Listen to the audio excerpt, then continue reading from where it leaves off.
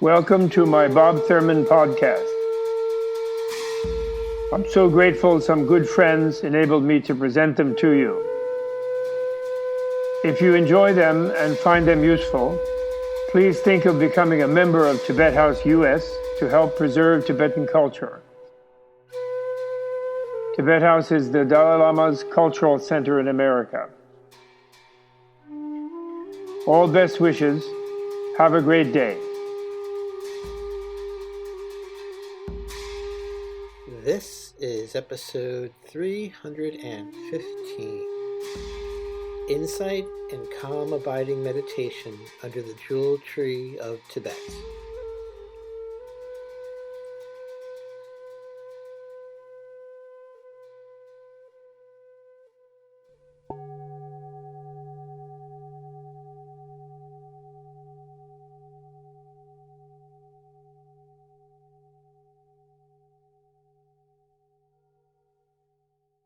In this session we will mainly continue our discussion of the liberating wisdom, the transcendent wisdom, prajna paramita, transcendent intelligence.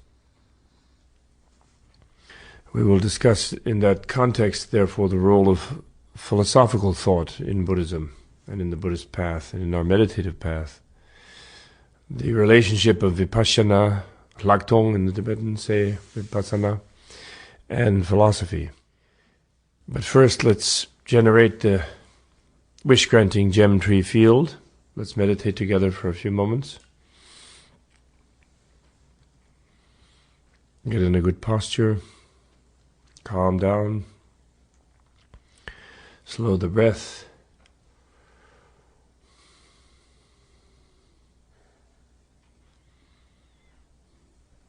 Feel yourself melt. Remembering that you only exist insofar as you don't look for yourself to be existing. When you look for yourself, you seem to dissolve into thin air. So take a good look for yourself introspectively, and you begin to lose track of who and what you are, and you feel lighter and you feel looser, and you float into empty space and dissolve. The world around you dissolves as well. You're no longer sure where you are, what country, what planet, what continent, what era. This is a feeling of focusing on the ultimate nature of reality, where nothing exists as a thing in itself. Nothing exists as pinned downable by any concept.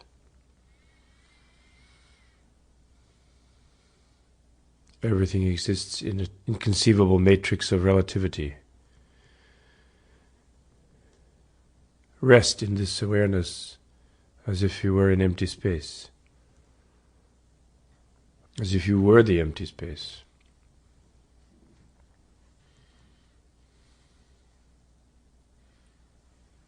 From the empty space we arise together on the top of the world, overlooking Lake Manasarova on a grassy bluff surrounded by all beings. Above us shines the jewel tree, the wish-granting refuge tree. On the tree are all our mentors, Buddha, Socrates, Mary, the goddess, the gods, Krishna,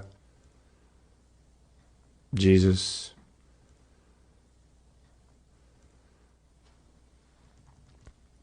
Our human teachers, mentors, people we admire, even if we never met. They're conversing casually with each other, sitting on the different lotuses on the tree, shining. Their lights flow down to us. We feel buoyed up, bathed, anointed, exalted, relieved, soothed by the flowing jewel energy. The energy drives away all our self-doubts, All our anxieties, all our frustrations, irritations, they flow out of us like darkness. The light reflects back from us to the beings around us, friends, strangers, enemies. They start to glow.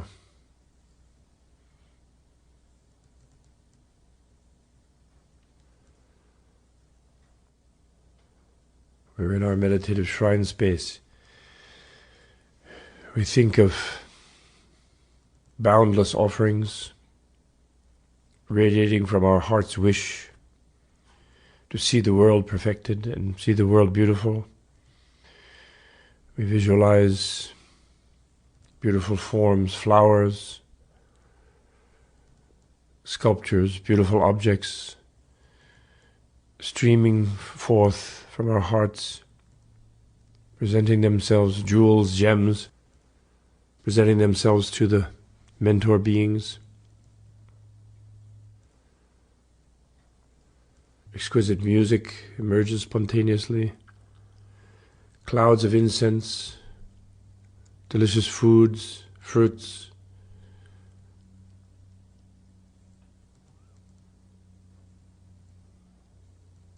We salute the refuge field. Hail,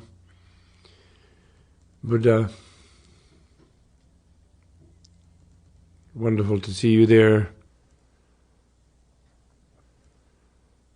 We take refuge in your presence, all the deities.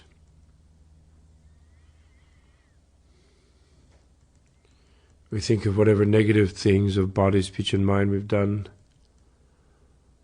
Resolve never to do again, regret having done. Resolve to do the opposite, good things. We rejoice in all the virtues of all other people. We're delighted when people advance. Wonderfully happy when they succeed.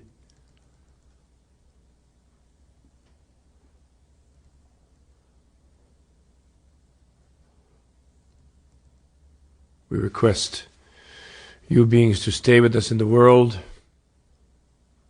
Thank goodness you haven't just gone to uncreated, quiescent nirvana.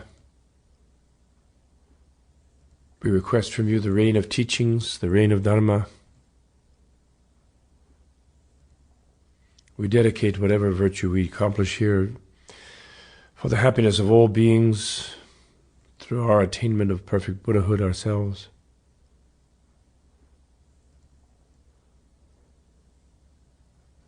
We decide to give you the whole world. We reflect on the planet. We imagine that it's a little shining ball in front of us in space. We pick it up in our hands, gently, holding it up as an offering. You take it, enlightened beings. We unenlightened ones can't take care of it anyway.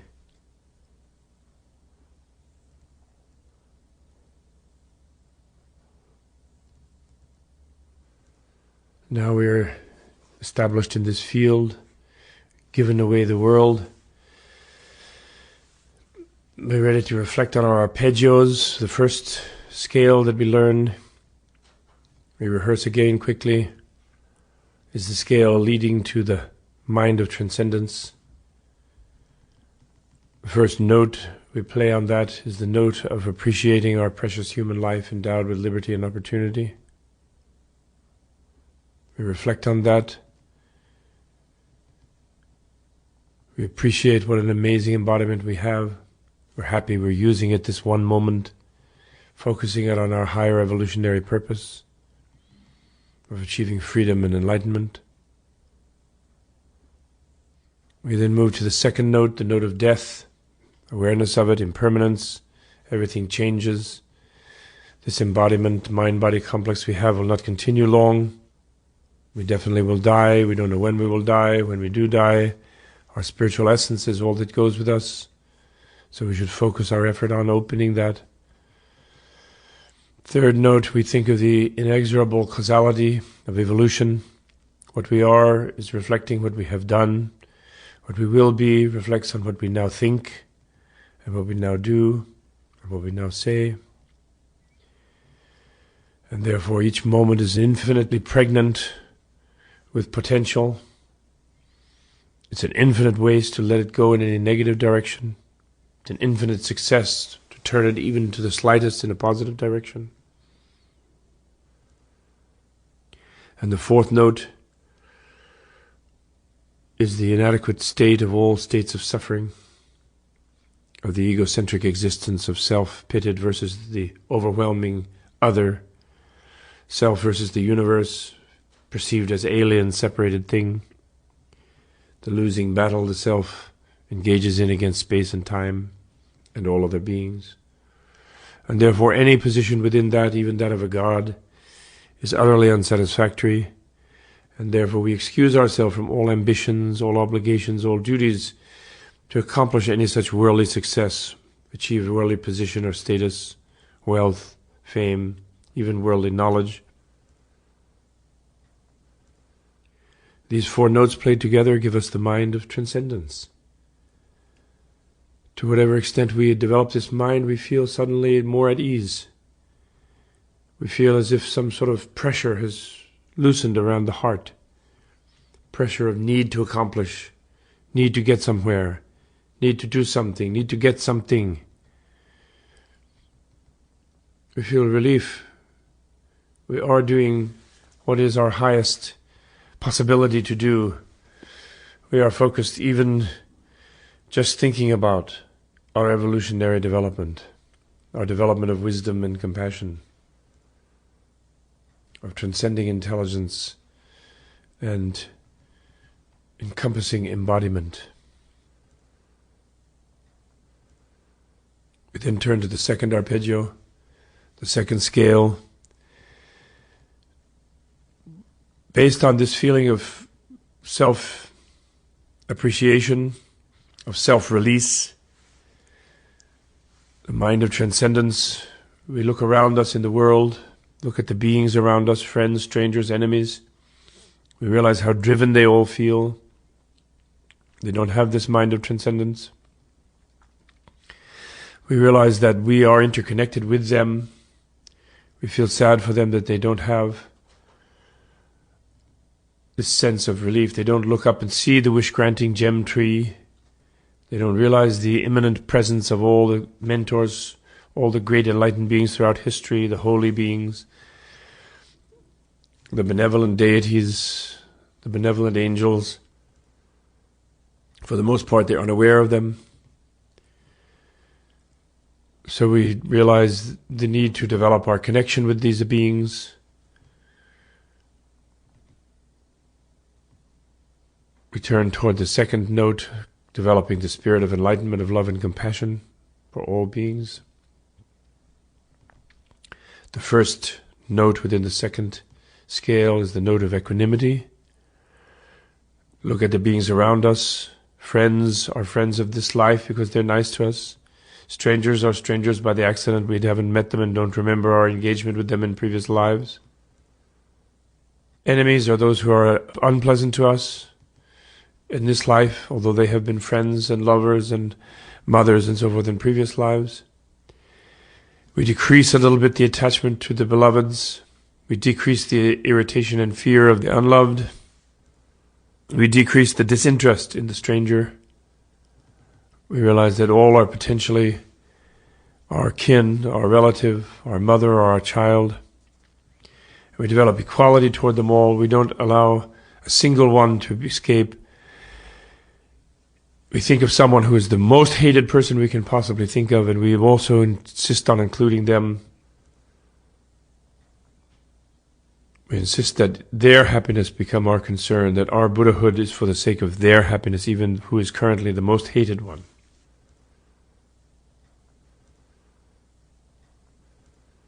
That's the first note. The second note is then the recognition of motherhood of all beings,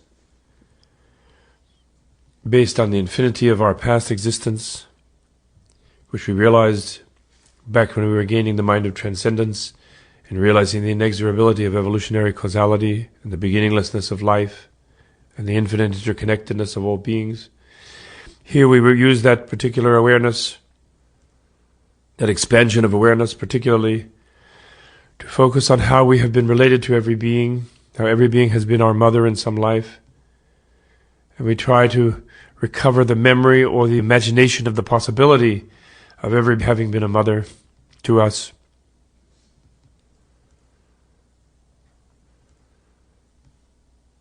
Based on our equanimity of not differentiating between friend and enemy and stranger, we now develop a vision of everyone as our mother, where we see them all as mother beings,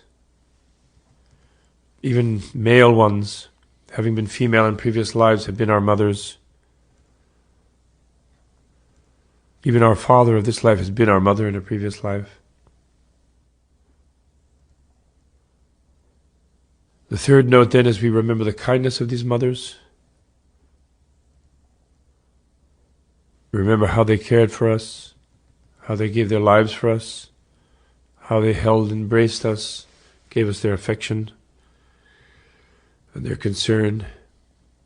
When we reach the point of tears on that, we then meditate on gratitude, come to the fourth note. And the fourth note is where we wish to repay that kindness. We can't stand for them to suffer endlessly, life after life, in the cycle of egocentric states of being, from the hells to the heavens, through the animal realms, the preta lokas, the titan realms, the human realms, the God realms. We wish to repay that kindness wherever they are, do something, be the mother to them. But better than just being a mother, we have been the mother in their ordinary human lives in the past. We want to be the mother of their Buddha life, of their freedom and enlightenment, of their second birth, their birth into nirvana, into the infinite life of nirvana. Then we come to the fifth step, the step of the exchange of self and other. And in our wish to repay their kindness, we then naturally move into becoming concerned for them, becoming aware of them. We realize that from beginningless time we have been preoccupied with ourselves, with our own self-interest, our own self-aggrandizement, our own self-security, self-promotion. This has gotten us into nowhere but endless series of frustrating, insufficient and inadequate and unsatisfactory states of suffering. So self-preoccupation and self-promotion seems to be a very unworthy master, a master that directs us into negative places. And then we're worried about our mother beings, so we decide to be preoccupied with their welfare and their happiness, which radically decide to change our pattern and exchange other preoccupation for self-preoccupation. This brings us to the sixth step, where we consider the disadvantages of self-preoccupation.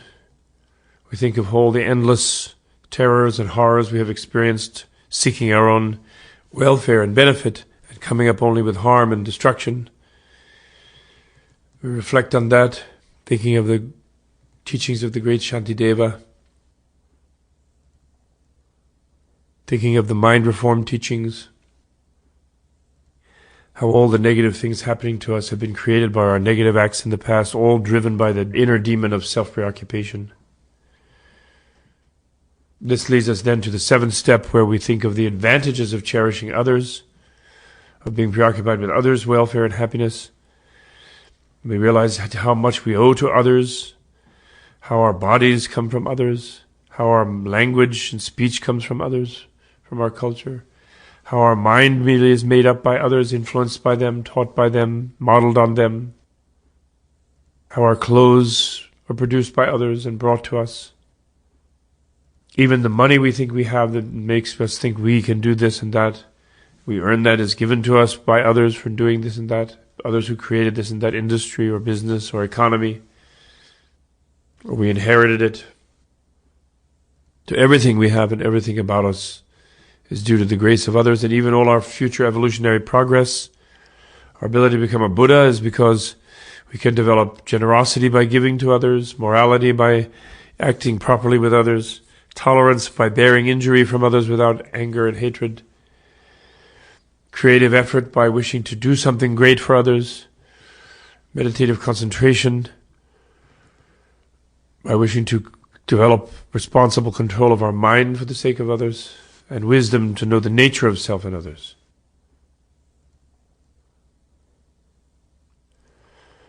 This leads us then to the 8th step, the step of universal love, where we then look on these others that we are so preoccupied with now. We've decided to focus our energy being preoccupied with them. We look upon them with love, that any happiness that we experience should be theirs. We reverse our usual habit of wishing to take in happiness from the outside and slough off suffering.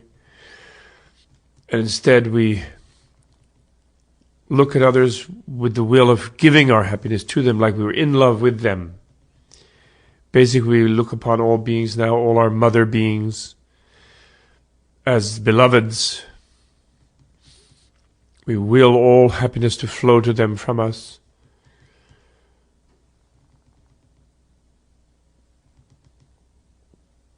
We can connect this with the famous meditation of giving and taking, where our out-breath becomes rays of light, and these rays of light flow out to all the other beings around us and bless them, producing for them whatever it is they want and need, whatever fulfills their desire, whatever alleviates their suffering. And on the inhalation, we move to the 9th step, and we take from them their suffering. We look at them with compassion. We see what real sufferings they actually are experiencing, and we will to remove that suffering and remove the causes of that suffering, take it upon ourselves. And so we can visualize here that on the inhalation, the suffering of all the beings around us in the form of a kind of dark, foggy, smoky cloud is drawn away from them, drawn into us, goes in with our breath, goes to the self-centered habitual focus in the center of our being, our self-preoccupation, which is like a kind of stone or an anvil, and this darkness goes and falls upon that anvil and gets smashed and dissipates. Or we can think of the self-preoccupation as a kind of black hole, a kind of nothingness in the center of our being, which is in a sense infinite. It dissolves everything that we draw to us. And so that any amount of suffering we take on from other beings just falls into the void through the center of our being. So as we inhale, we take off the suffering from other beings, thinking of specific beings at first, beings that you know who are suffering. And you think of drawing out of them their suffering as you inhale. And as you exhale, you send out light rays of your own bliss at being able to help their suffering, your own happiness, of your own sort of proximity to freedom, your own relief, the mind of transcendence.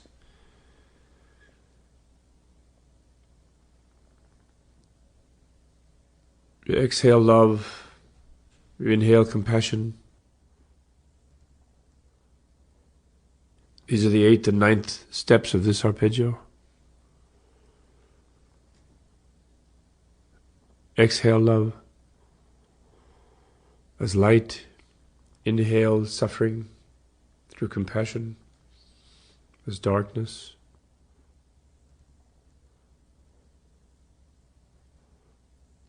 Burn up the darkness with the fire of wisdom.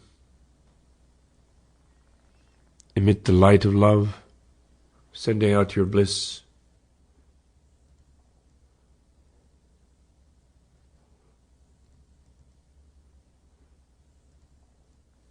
Then we move to the 10th note, where we look at the condition of beings. We see how vast and infinite they are, their suffering.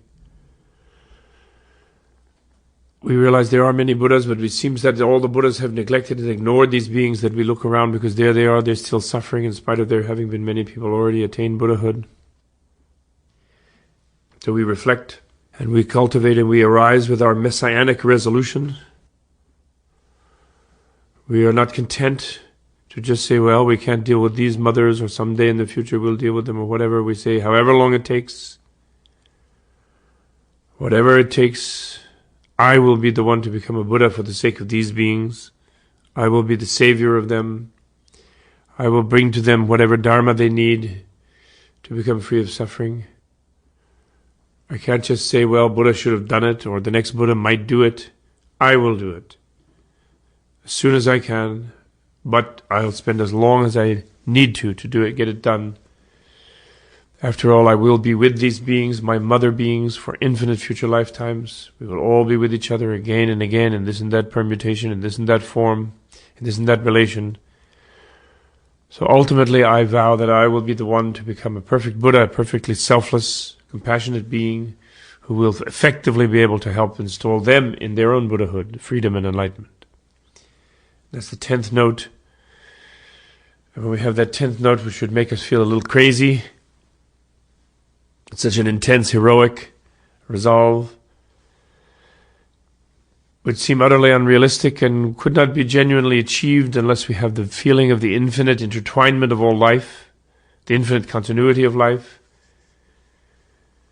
We have to eliminate all nihilism, all annihilism, all notion that anything, including our awareness or the awareness of anyone, can become nothing.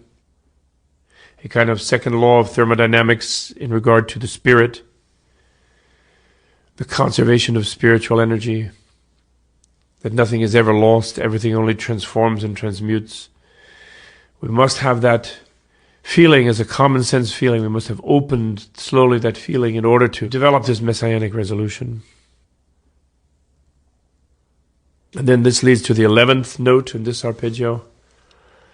And this 11th note is the note of spirit of enlightenment, the relative spirit of enlightenment, of love and compassion, the bodhicitta, as they say in Sanskrit. And that moves over from the 10th by reflecting on the fact that there are many Buddhas, infinite numbers of Buddhas, that we are going to become the infinite plus one Buddha, and that in order to really develop these beings, we have to become a Buddha. Just by doing give and take meditation, just by wishing and willing and vowing to do it, we can't effectively really still do it.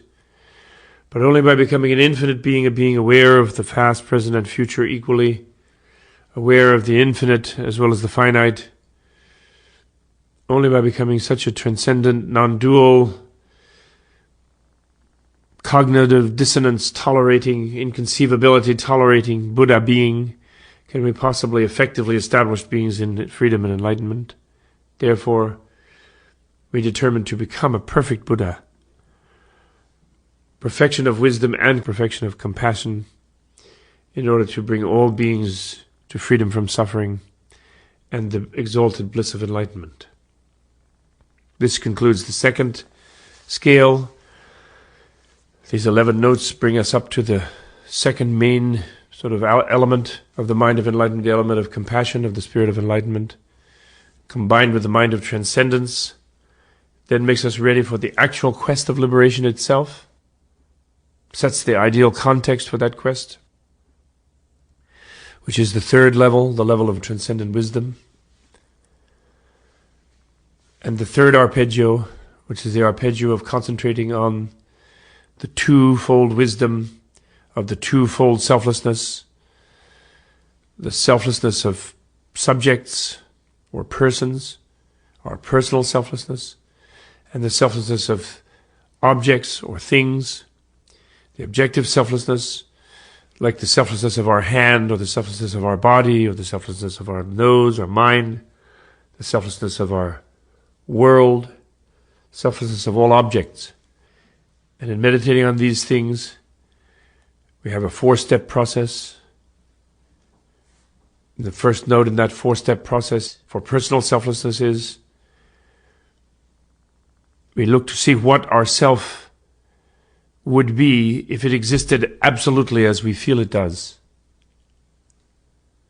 And we remember the time of righteous indignation, of injured innocence, as the time when we can observe ourselves being most full of a solid self. We recognize that feeling inside. In so doing, we recognize that we don't believe in selflessness, we believe in self. And Buddha's teaching of selflessness, in fact, challenges what we actually believe. We then resolve to look for that self, to verify, to answer Buddha's challenge by verifying if the self we feel is there really is there. And then we resolve that if we look with all our might, that if it is truly a solid self, it should solidly find itself. And if it does not solidly find itself, then it is not there as we feel it. And Buddha is right and we are wrong. That's the second key, the commitment to that one of those outcomes. No third outcome, no vagueness of outcome. And then the third step in there is the step of looking for the true unity of self and our life systems. We try to see if that solid self can be one of our life systems or all of our life systems together. We therefore sort through our life systems.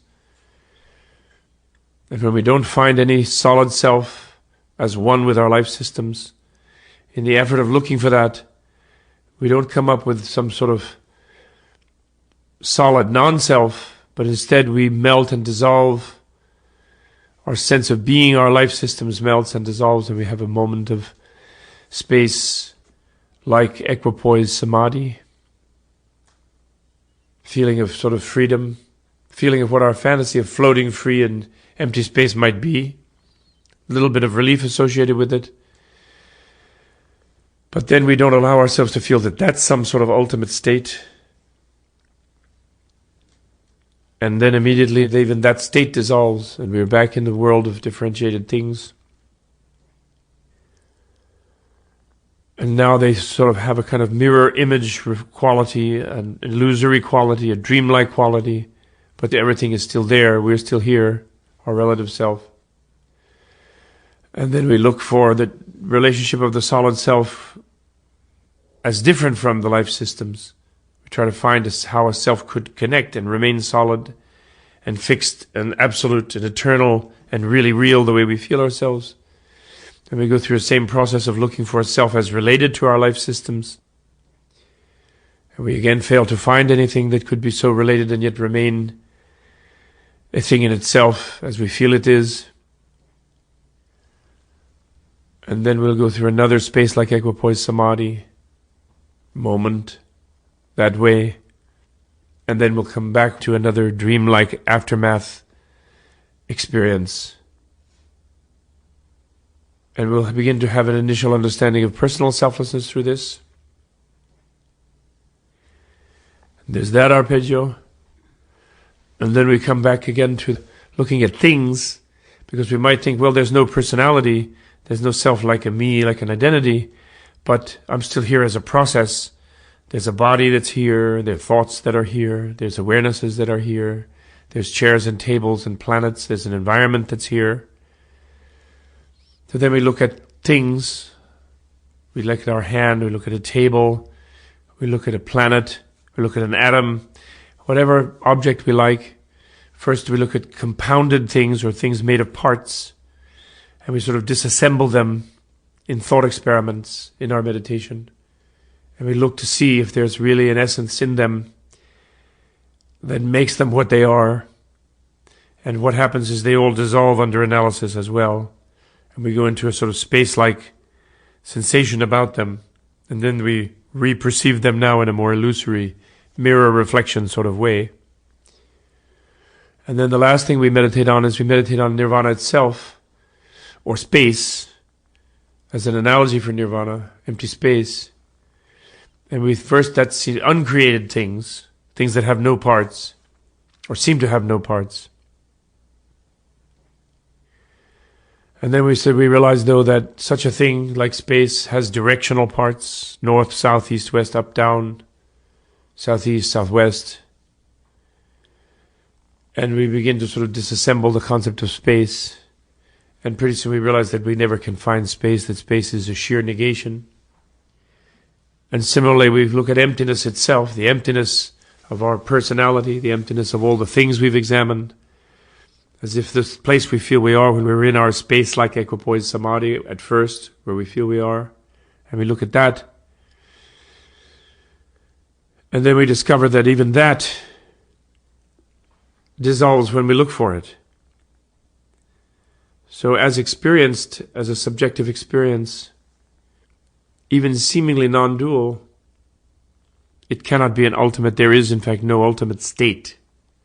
And when we realize that, we are free of seeking escape from the relational states, and we somehow realize that all relational states are the ultimate state, that the ultimate state is all the relational states. We come into the awareness of non-duality, the inconceivable, the inexpressible, infinitely subtle and sophisticated awareness of non-duality.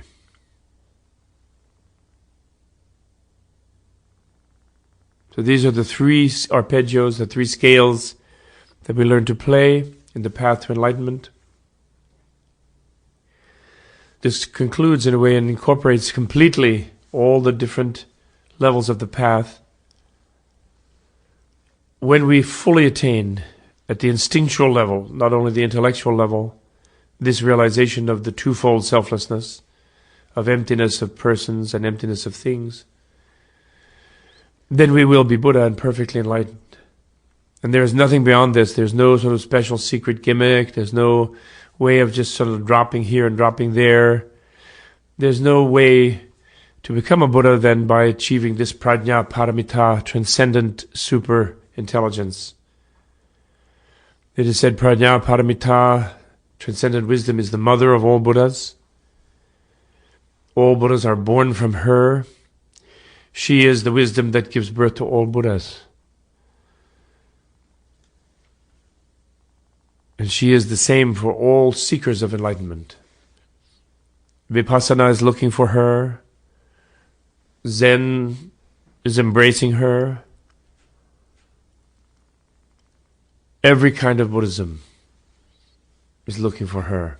And perhaps the great translator of the Prajnaparamita Transcendent Wisdom Sutras into English in recent times, Edward Kanza, used to say that Sophia, the Gnostic goddess of the Middle East, that surfaces in sort of underground Christianity, the Gnostic Gospels, that she is the sister of Prajnaparamita.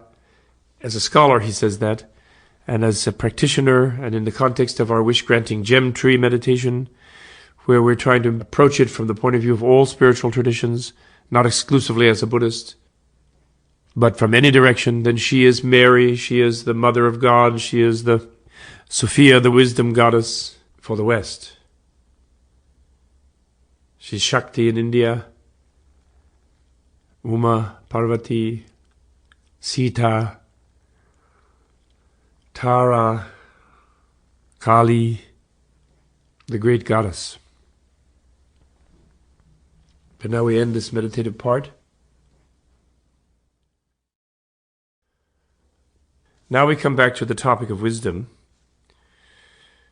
and we get into the question of the role of intellect and intelligence in the path to enlightenment. Many of us in the West come to Buddhism from too many years of being in school and sick and tired of the whole thing, having crammed too many facts into our heads, having memorized too many equations and formulas and axioms and dates of battles, learning to do long division in our heads, etc., generally sick and tired of overworking the brain. And so when we first hear about meditation, or we hear about the teachings from the East, could be yoga, could be Hinduism, or even Christian mysticism, or Buddhism, or Taoism, moving meditation, martial arts, whatever we hear about meditation.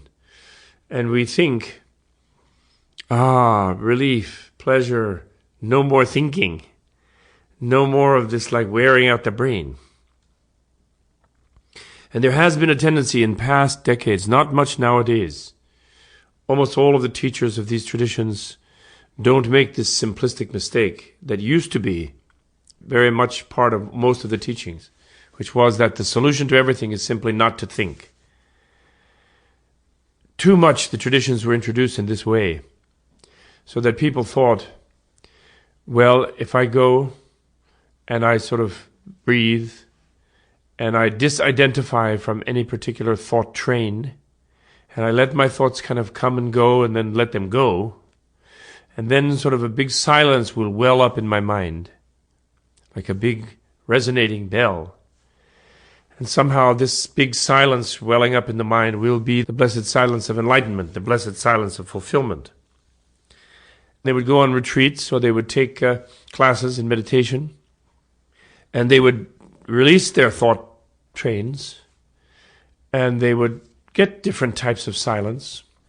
A certain type of energy would stop circling in there, and it would flood the body. You would get a feeling of bliss or feeling of sort of buoyancy. The neural energies would go out of like the tight little cycles of conceptualizing thought. And they would go out around into the body, and a person would feel a kind of soaring feeling or a pleasure, or a warm energy circulating feeling.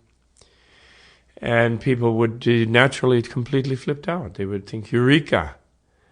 And this is it, you know. They would do this for 1 year, 2 years, 5 years, 10 years, depending on how gung-ho they were and how much time they could afford to do it, what their predilection was. And then they would begin to notice that just this silence could actually become a kind of deadening or deadened state. It could become sort of a dullness. Everything could seem like too complex for them. They would become almost addicted to it, where going out in the world, things would be like too irritating to them. The sound of the bus in the street, the sound of the jackhammer drilling, and just too jangly for them, other people's irritating behavior.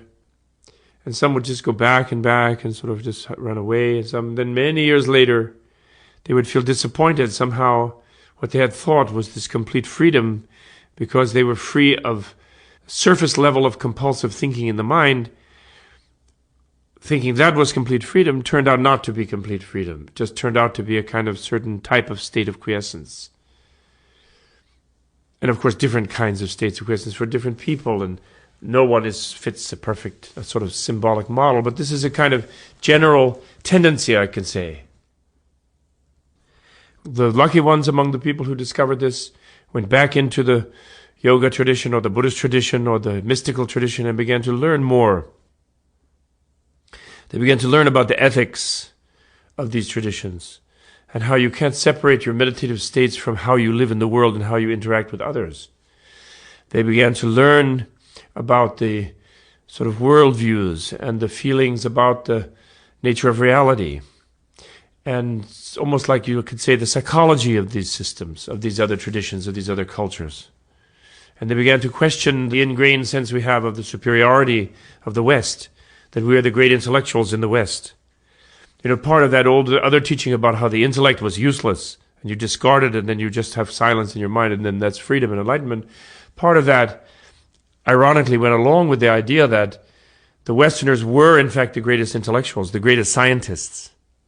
And this was proven that the Western civilization was, because the Western civilization invented the combustion engine, chemistry, antibiotics, nuclear weapons, went out and also conquered the entire world, subjugated India and China and Africa and South America and the Americas, and killed off all the Native Americans, North and South, maybe 100 million people at the time of Columbus, according to the French demographers.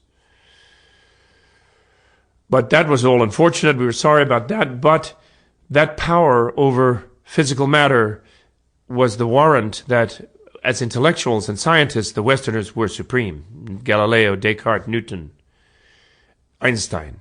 And Einstein still is the great genius. But then that all failed. The spiritual person felt, who went for this kind of no-thought meditation. So we abandoned that, and we just empty the mind, and we recover some sort of mystical, emotional sense of oneness with the universe, mystical wisdom, and leave it at that.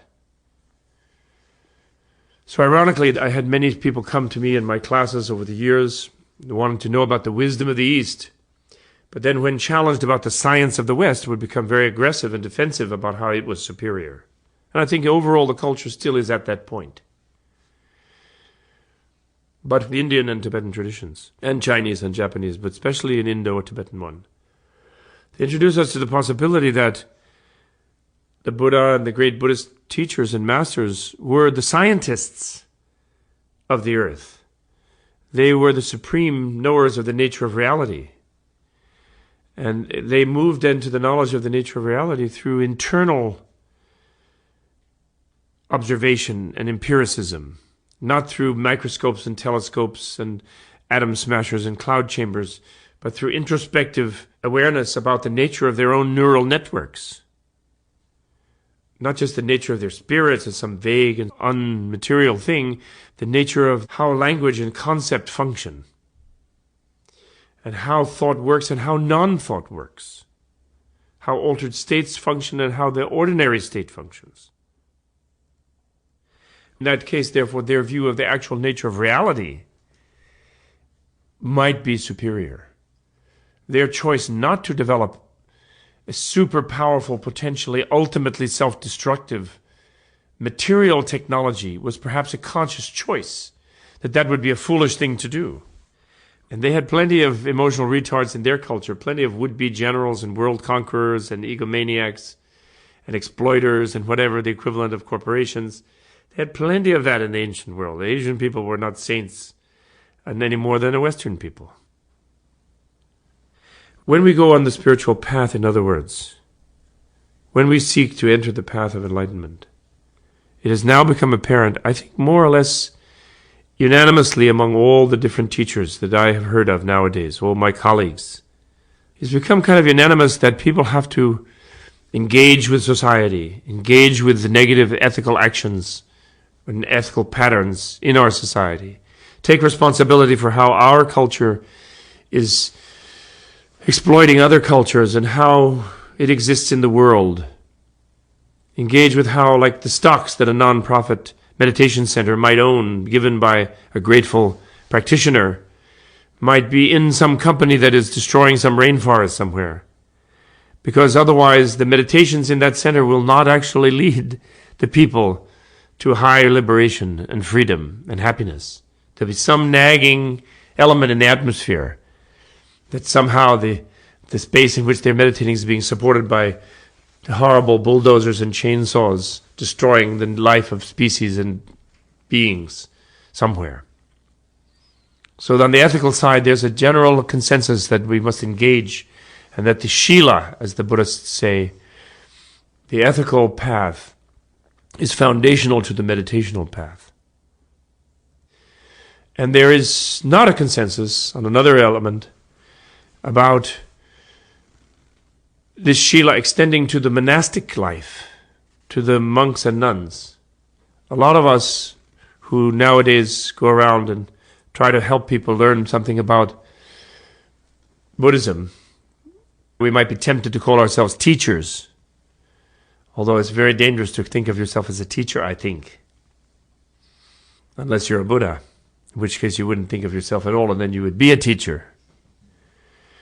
There's a tendency among those of us who are teaching that many of us have been monks and or nuns at some time, but then in interacting with our society, or because of our own inability to remain that way, our imperfection, our temptation, self-indulgence, we couldn't maintain that lifestyle. And then we came up with theories that perhaps in the modern time, America being such a secular society and such a lay society, that America is going to have lay Buddhism, and everybody's going to be a lay person, and we don't need monks and nuns in America. I myself held this view after having been a monk for 4.5, 5 years, fully ordained for only 1.5 years of that, but still lived as a monk that way. 10, 15 years I held that view, rationalizing in a way my own behavior.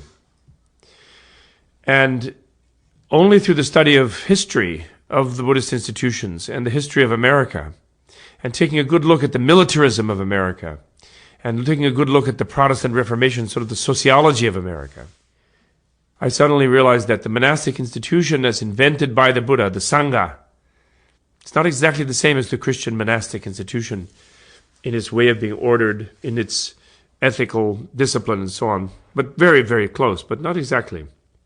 But we must use the words, of course, that were developed in the Christian, like monastic. But anyway, that tradition is an amazing social institution and an amazing invention, really, that Buddha invented. And that in Buddhism, in the world, we need more of that.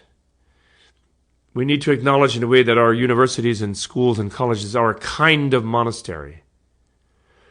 And that we should honor and support with sort of lifelong fellowships, or longer fellowships anyway, people who are really on a vision quest within our society. They want to experience themselves and their life, and they want to come up with true meaningfulness in their life under whatever religious framework or secular humanist or philosophical framework. And that's what school is for them, and they don't want to be pushed into graduate school as a dentist or a doctor or a lawyer in some mechanical way before they have really come up with their own set of values. And the monastic supporting people who are doing nothing obviously productive should be a kind of generosity that we should cultivate. In medieval Europe, for example, there was a high degree of monasticism, and Martin Luther was an ex-monk. He was a failed monk. And then he got all mad at the church and at the monks, and he came up with the theory that it was impossible to attain enlightenment as a monk or a nun, that you couldn't purify your mind, you were such a sinner, and you could only depend on the faith in God and the grace of God, given to you freely, all unworthy. And so because he came up with that theory, he said that therefore it's even wrong for people to be monks and nuns. They're fooling themselves, thinking they're developing their mind, they're evolving their spiritual insight. And therefore the Protestant countries, based on lay people like princes and authorities, using Luther's theory as a way of denying individuals the freedom to pursue their self-perfection, you could say. It wasn't that they were faithful people like Martin Luther was. He was a person of great faith. Princes and authorities were not like that. They just saw it as a chance to dominate and monopolize the effort of people, to monopolize it and not allow some to have the freedom to pursue their spiritual life in a sort of extra-social society, the monastic community. And so then they created the Protestant ethic and the Protestant atmosphere, which is what we are suffering from still in America. This is a sociological term. I'm not meaning this in a negative religious sense. I'm talking sociologically. As Max Weber, the sociologist, called it, the Protestant ethic is the ethic that everyone has to work to justify their existence all the time, and that no one should be supported to pursue some sort of inner thing.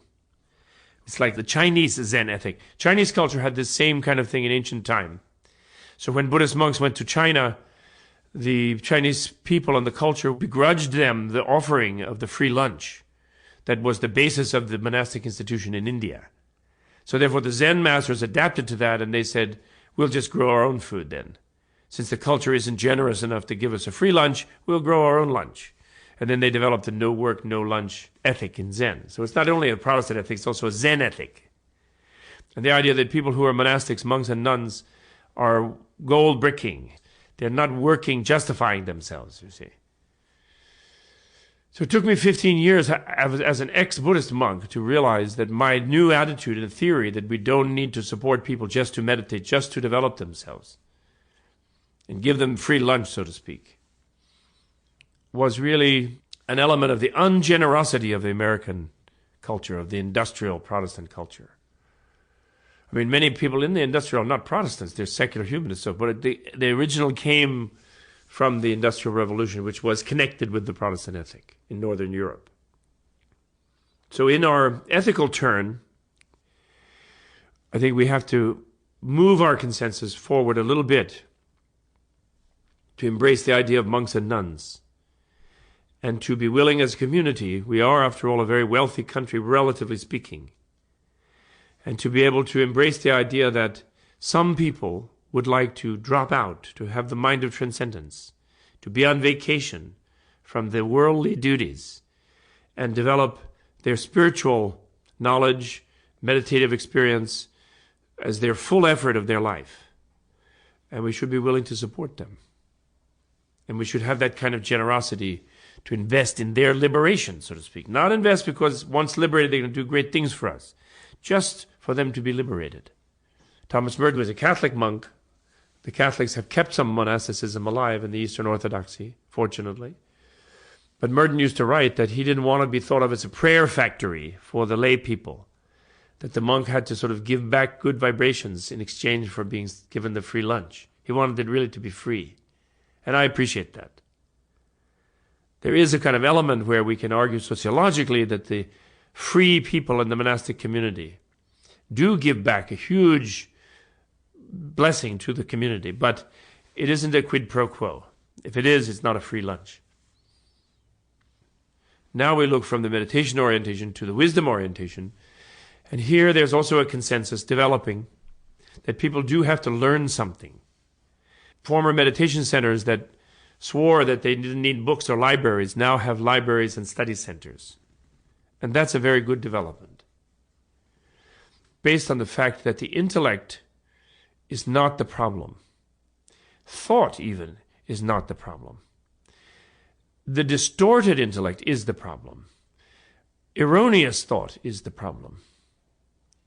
In other words, all thoughts are not the same. There are creative thoughts and there are destructive thoughts.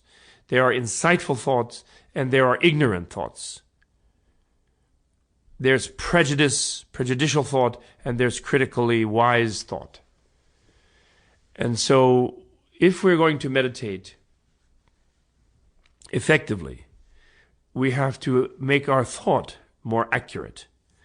Now, nowhere is this more evident than in the issue of realizing emptiness, the issue of realizing selflessness, which is, after all, for Theravada, for Zen, for Tibetan Buddhism, it is the without which no way of enlightenment. It is a synonym of enlightenment, the realization of selflessness or emptiness. And nowhere is it more evident that we need valid inference about the nature of the self. We need critical investigation about the nature of the self. And the body and everything, really, the nature of reality. But especially the self, which is kind of the core of our experience of reality in our habitual way. It's very simple, actually. It shouldn't be complicated. People shouldn't be confused. What that means is that our feeling here and now, as we sit on our retreat in the wish-granting gem tree, each of us has a gut feeling that we are here, simply. Each of us feels sort of a solid sense of presence about ourself. Even if we're not thinking, we feel we're here.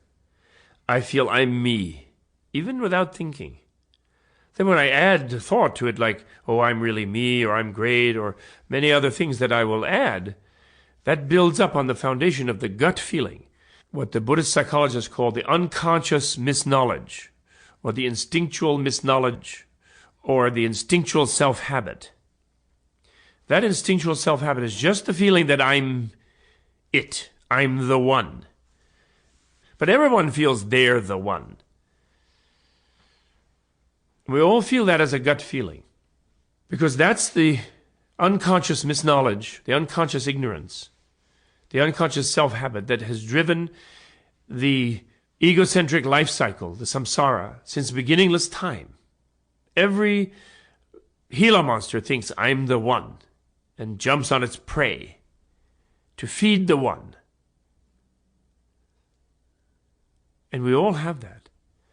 And that is intuitive. It is not imposed on us by some acculturation, some confused thinking. It's an instinctual feeling of self-centeredness. That instinctual feeling of self-centeredness is ignorance. And that cannot be dislodged, in fact, by simply not thinking.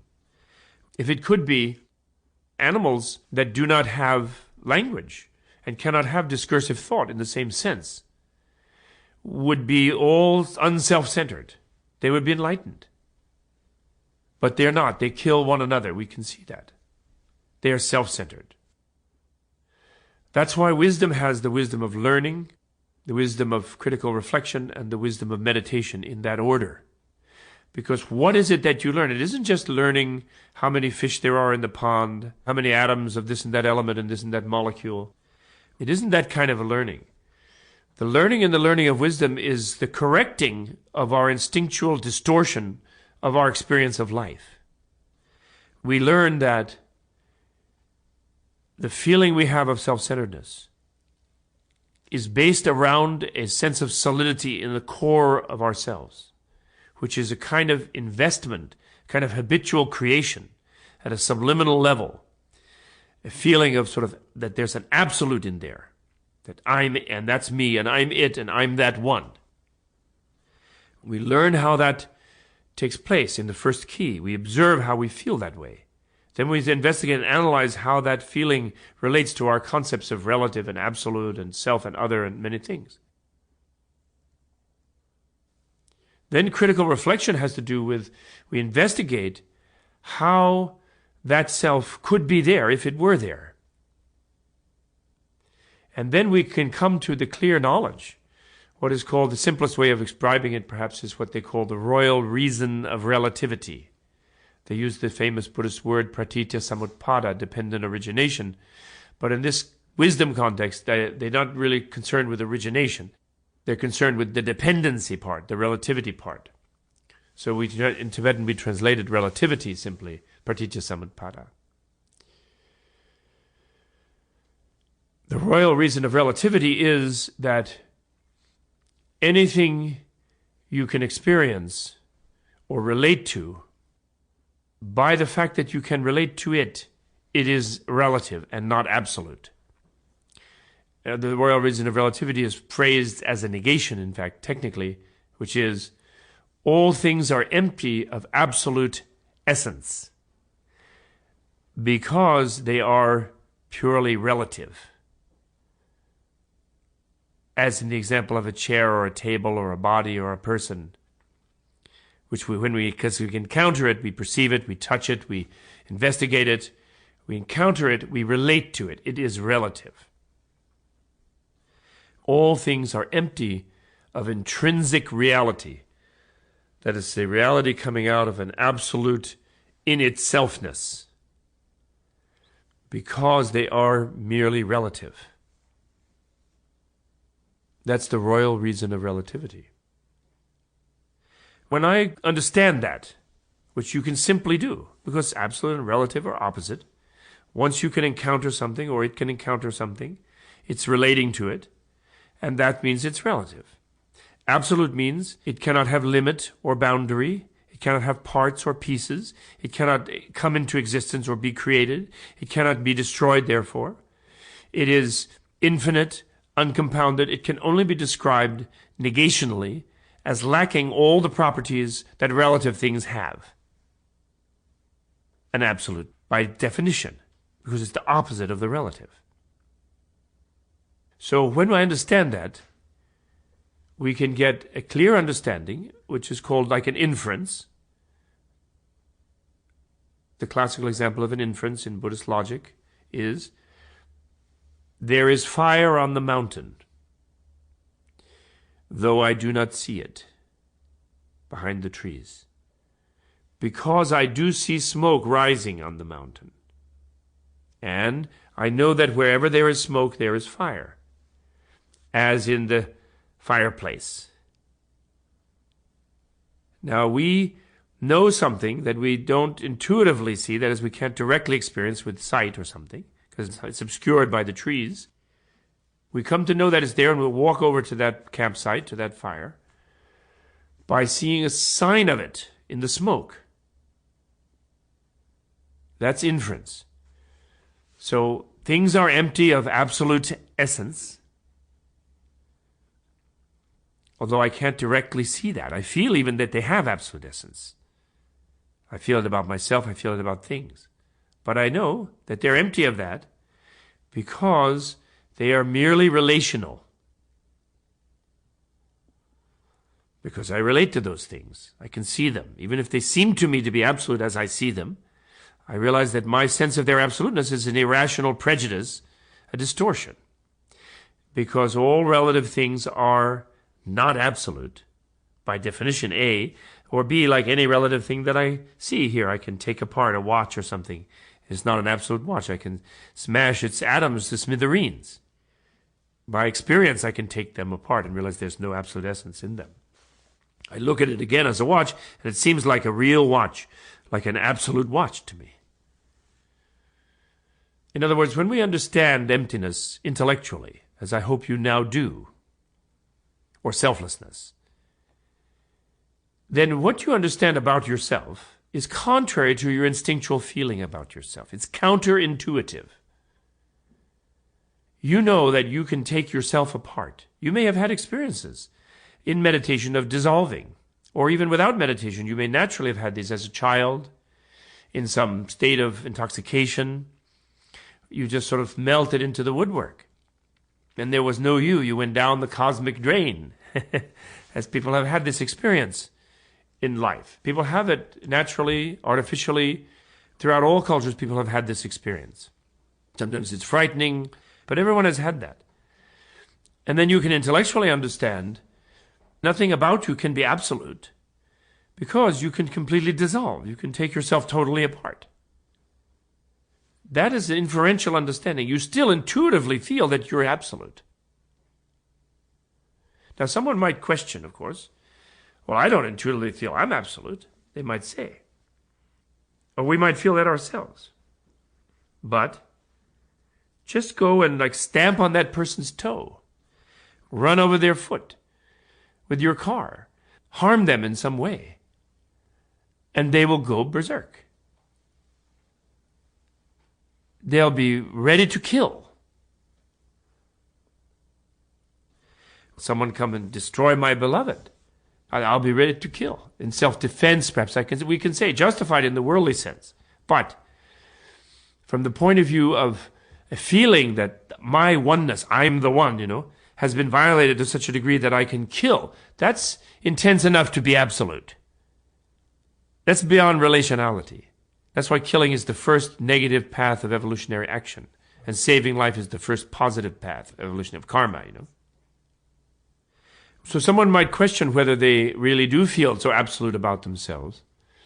And there we can simply test ourselves by putting ourselves into some sort of extreme situation, either imaginatively or remember when we were in one. When life is threatened, when the dearly beloved is threatened, when the sacred thing is blasphemed, when the arch crime is committed, then we're ready to kill. Being ready to kill means our sense of self-absoluteness emerges when we kill. Feeling that such and such is absolute is when it's worth taking the life of another. That's kind of the measure of it experientially, let's say. Even then, we would logically say, of course, there is no absolute killing. There's no absolute killer or killed. We can do that thing too, logically. But emotionally or instinctually, when you want to kill, is when you know that in you there is an investment of an absoluteness about your life essence. When death appears to us as an absolute, that reveals that we feel we are absolute.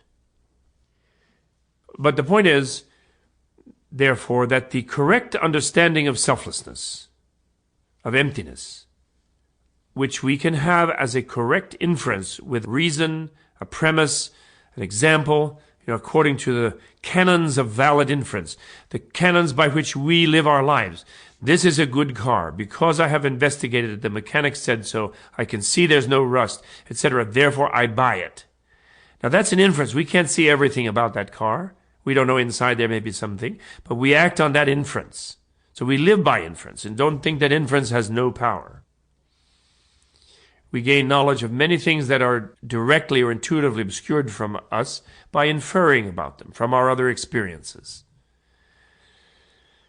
So now we're in a position, as a seeker of enlightenment, a seeker of knowledge of the nature of reality, a seeker of wisdom, where we have an inference that all things are empty of intrinsic reality, separate absolute separateness, and that all things therefore are relative and interconnected. And yet we still feel intuitively and instinctively that we are separate, absolute, and in the sense that our essence is disconnected from reality. Now, how do we bring that inference into sync with our instinct? Or how do we bring our instinct around to that corrected critical knowledge? And this is Vipassana. This is the role of Vipassana. Now, there are two types of meditation, you could say, in all the Buddhist traditions. Different sutras or Buddhist scriptures, discourses of the Buddha in either Pali or Sanskrit or Tibetan or whatever say this, and they're called Samatha and Vipassana. And Samatha means one-pointed concentration type of meditations. And these are the kind of meditations where you do that valuable experience of divorcing yourself from your thought flow, disidentifying from your individual thinking patterns. You know, when I'm thinking, well, what shall I do? Where will I go? I hope my house didn't burn down, whatever. You know, you don't follow that. You don't identify with the I that thinks that thought. You let it just fly away. You broaden your sense of identity, your sense of being. You become the radio rather than the particular channel in the radio. And then eventually you calm down, you come into the quiet that I mentioned earlier, that people found so fantastic when they first discovered it. And so wonderful. And it is wonderful, actually, shamatha. It's peaceful, soothing, calming, and also enables you to develop the ability to then think something that you put your whole effort into thinking, without all this other chattering, other thought levels and thought flows, distracting and chattering, jumping around.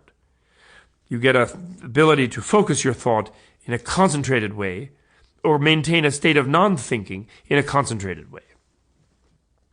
So shamatha meditation is extremely valuable. But by itself, shamatha meditation does not dislodge that instinctive sense of self-centeredness, that instinctive sense of absolute selfness. By itself, it cannot dislodge that. In fact, unfortunately, it can reinforce it.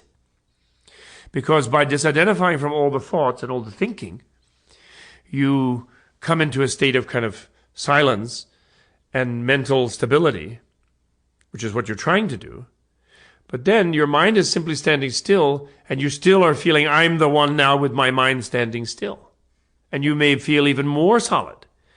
This is why there's been a shocking thing where we have discovered, just in sort of local history, as was discovered in many Buddhist societies, that many people who had long years of meditating could emerge from that even more selfish than when they went in, and then demand to be worshipped as gurus and behave unreasonably, and in fact even have magical powers because of the higher power of the mind that you develop when you develop real ability to concentrate, and cause a tremendous amount of trouble.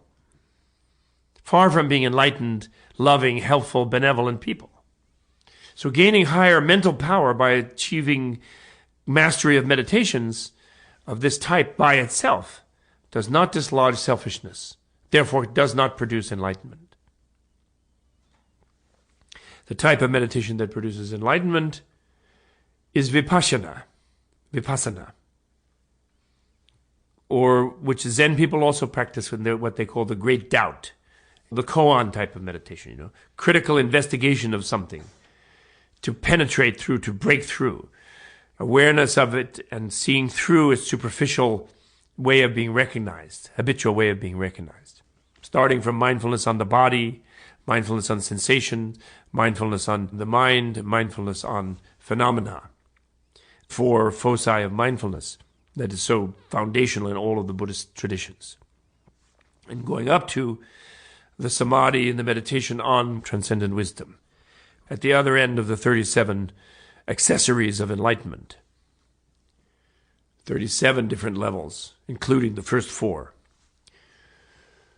It is Vipassana that dislodges the sense of self-centeredness by this inference, so that we get to a situation where we feel very self-solid, and at the same time, we know by inference that we're not that self-solid and that our feeling is an error. Then we bring our shamatha developed power of concentration, our one-pointed quiescent meditation type of concentration, and then we take this corrected understanding of the self and we place it on top like a hot steam iron or like a template. And we place it on top of the distorted I'm the one type of feeling, and we hold them together with strong concentration. We sort of move it around by renewing the inference and renewing the critical correction and going round and round, but keeping on the point with the one point. So we both have a discursive sort of surveying, investigating element in the Vipassana, and then we have the Samatha bearing down on this one point, which is on the sense of the solidity of self. And when we do that in a sustained way, we can come to seeing through the self. The rock of self-centeredness, the rock which is the focus of self-preoccupation, the seeming rock of self crumbles. It will dissolve. And ultimately, our intuitive feeling will become the same as our critical feeling. This is the process of achieving transcendent wisdom. Now, most cultures and most parts of most cultures have philosophies, they have cosmologies, they have worldviews. People all have world pictures and models that support the way they live and the way they feel.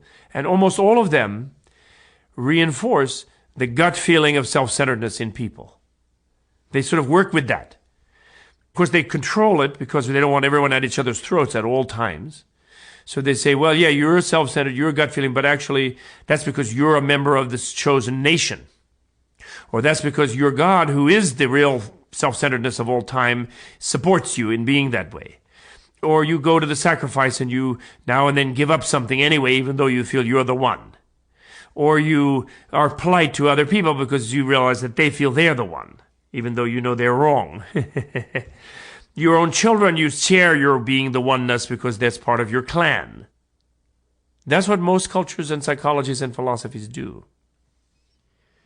So therefore, this critical correction of the instinctive self-centeredness is not to be found sort of naturally by being with nature, being with culture. It actually is to be found by science, really. The Buddha, in discovering it, was functioning as a scientist. He was investigating himself, investigating the atoms, investigating the trees and the earth and the air and the water and the fire. He was investigating, looking for that absolute essence in everything that he also felt was in it. But then he understood why he failed to find it in a new way. That's why his enlightenment was a new thing. So then philosophy, the love of truth, the love of reality, you could call it. It's like the Dharma philosophy. Philos and Sophia are like wisdom and compassion, wisdom and love. It's the same. Science originally was a branch of philosophy. So philosophy is, in fact, the science of reality, pursued from the human subjectivity, not pretending that there is no human subjectivity, which materialist science has done for 300 or 400 years, with rather fascinating results. So this is why wisdom has first the level of learning, and then the level of critical reflection and debate and inquiry and investigation. And this is why the Buddhist traditions value words and speech and reasoning, all of them. There, of course, is a time when you have reached a high stage where you have taken this critical awareness of selflessness and connected it with your intuitive conviction of self, and you've held them together so powerfully for so long, and for some it isn't that long. Different people have different speeds, because they have different degrees of entrenchment of that strong self-centeredness.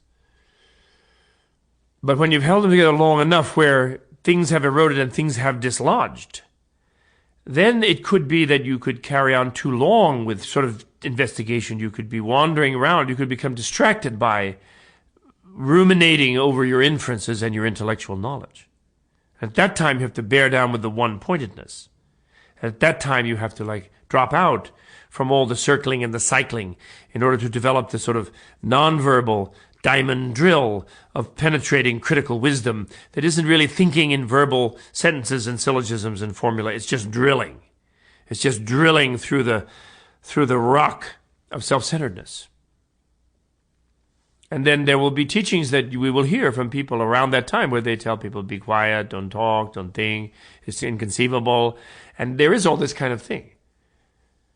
But it's a big mistake to take those types of highly advanced things, which are for very sort of final moments, you could say, in the process of becoming free of self-centeredness, and say that right away you can sort of implement them and don't think about anything and just be here now, and think that your being here now will not be self-centered being here now. It isn't mysterious, this thing. It's not complicated. You know it perfectly well yourself. Look at sexism. Look at racial prejudice. Look at religious prejudice. People get a strong gut feeling that such and such another person is inferior or somehow evil or no good because of their religious belief or because of their racial characteristics or because of their gender. They can reason, they can read every book about biology or whatever it is, or philosophy, and realize that they're all really same human beings. Then that gut feeling is still there. And they sort of sit down next to them in the bus or on the subway and they like crawl away. And as we've seen in situations of great stress, this will become lethal. Jews in Germany will be massacred. These deep gut feelings are still absolute. And they are not easily overcome. But we also know, having tried in ourselves, probably most of us, in some way to overcome some kind of prejudice, we know that we can overcome that. We can uproot that. We can continually review what's wrong with that gut feeling that we sort of inherited or we're acculturated to or we instinctively feel. We continually review the evidence against it and we kind of meditate on it. And eventually we will experience the other in an open way. But if you took the racist, Ku Klux Klan person and said, sit down, don't think for a month, and then expect the person to get up and be a total Rainbow Coalition member, we're being naive. He would have to sit and carefully think about the error of being a white supremacist in order to get up and join the Rainbow Coalition, which we hope they all will. There are so many wonderful texts. In the last 40 years has seen an explosion of translations, some better, some worse, some good, some bad, some excellent in this part and a little bit less in that part. I've produced this kind of semi-flawed thing, but semi-useful thing myself. Too few of them. But there's a tremendous knowledge of the psychology of transforming self-centeredness into freedom, into love and compassion and wisdom. And the door is wide open. It's like a feast and a treasury of delight for us to study and learn these things.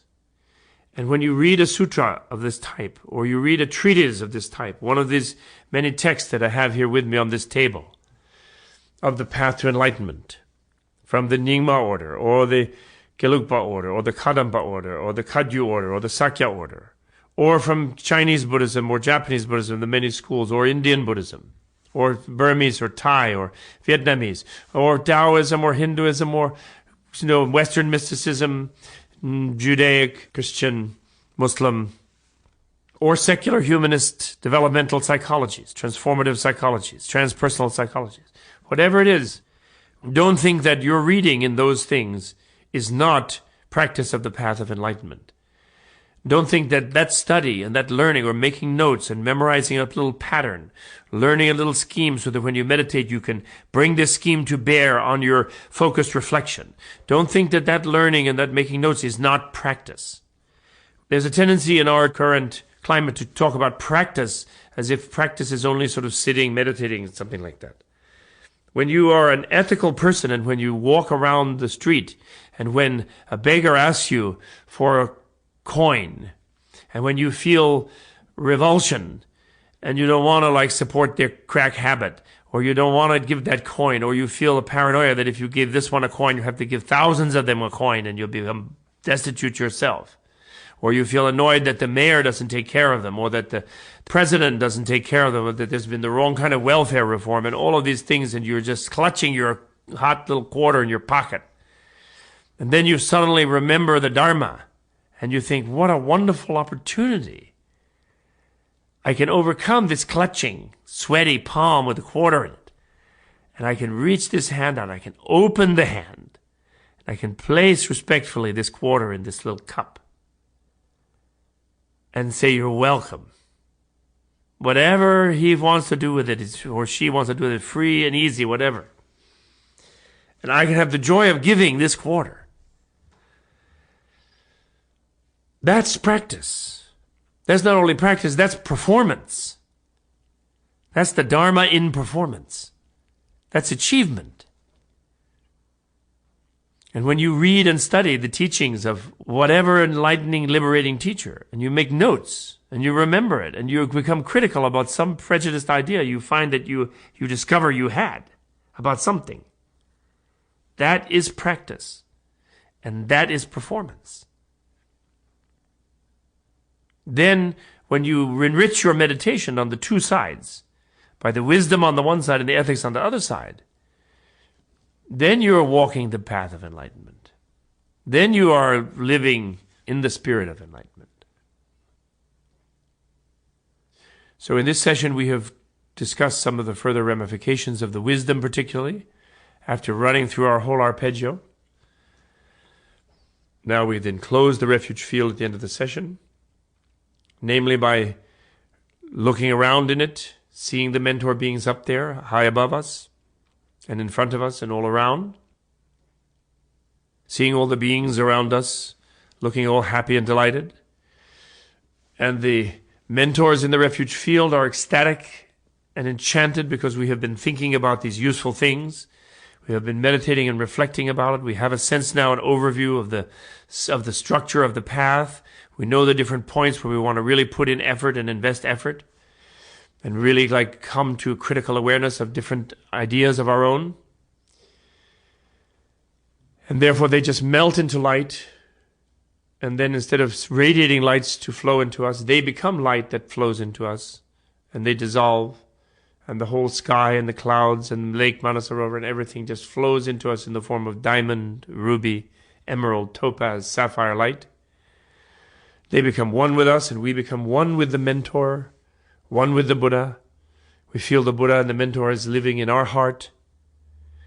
And then the light flows out from us to all the beings around us, friend, stranger, enemy, that now have come to seem all of them more familiar. All of them are our mother beings, although temporarily behaving in these different roles with us in this life. Nevertheless, we are delighted with them. We're happy to be one with the refuge field, and like the refuge field, we melt into light. Our meditative persona melts into light, flows out into them, as we dedicate the merit of whatever we have done here to attaining perfect Buddhahood as soon as possible for the sake of all beings. And then someone wonders, where is everybody?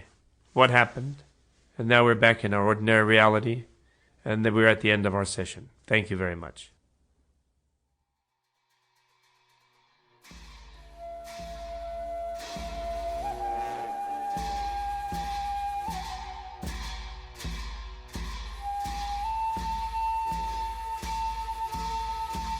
The Bob Thurman podcast is produced under a Creative Commons No Derivatives license. Please be sure to like, share, and repost on your favorite social media platforms. This recording is an excerpt from the Jewel Tree of Tibet, available through Sounds True. Music for the Bob Thurman podcast is generously supplied by Tenzing Chogyal. To learn more about the work and music of Tenzing Chogyal, please visit his website at tenzingchogyal.com. Thanks for tuning in, and Tashi Delek.